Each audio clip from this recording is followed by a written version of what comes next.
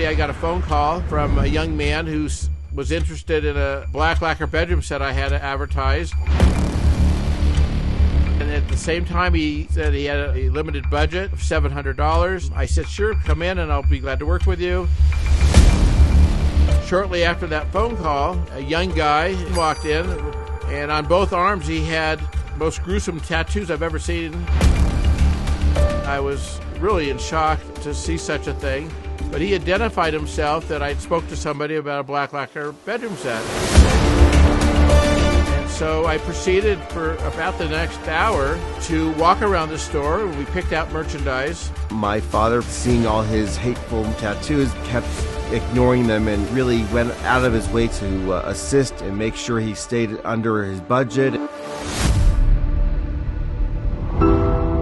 We came to the sales counter, and as he was watching me write up the receipt, he noticed that I was obviously giving him a discount. The original ticket came to over $900. I discounted it down to the $700 we agreed on.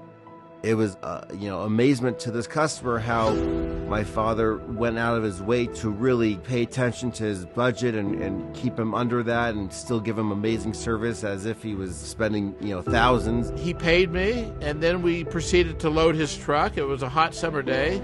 We both worked up a little bit of a sweat.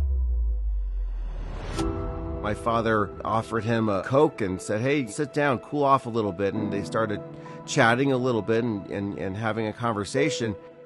Of course, I couldn't hold my curiosity longer, and I said to him, I can't help but notice your tattoos. I go, you really don't believe in that stuff, do you? He goes, well, yes, I do.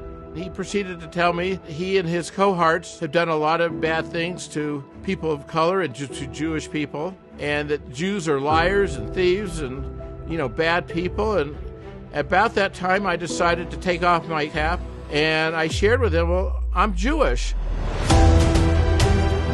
He says, well, you're not a real Jew. And I said, yeah, I'm a real Jew. I live as a Jew. And he said, but you were so nice to me. And he said, you gave me a discount. And I said, well, the Torah teaches us that's how we treat people. And I said, even though that I saw your tattoos and I was like in shock, but inside, I knew that I had to treat you properly, so I did. But I want you to know that nothing's good that's going to happen with this. You're either going to be shot and killed, or you're going to be sent to prison. I don't see anything happy coming from the behavior that you're being part of. Well, he got up and he left, and I figured I'd never see him again, and I just hoped and prayed that he would have listened to my words and that he would get away from the life he was living.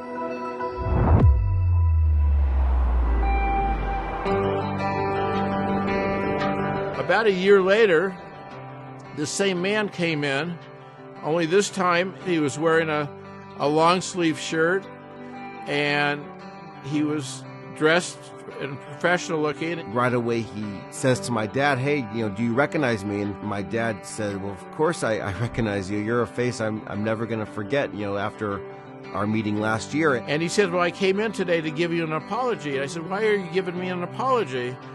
He says, I now realize how repulsive my tattoos are. I will always keep them covered unless I can have them removed someday. He gave me a hug, and he was very emotional. And he told me that obviously I had changed his life.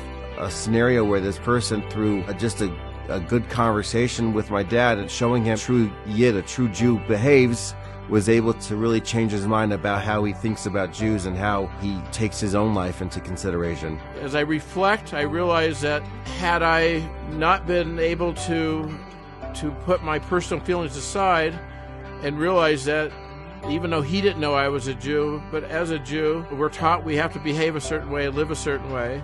I'm very thankful that Ribbono Shel Olam gave me the strength and the ability to do that. I had no idea that it would change his life. With Hashem's blessings, it ended up being a happy ending.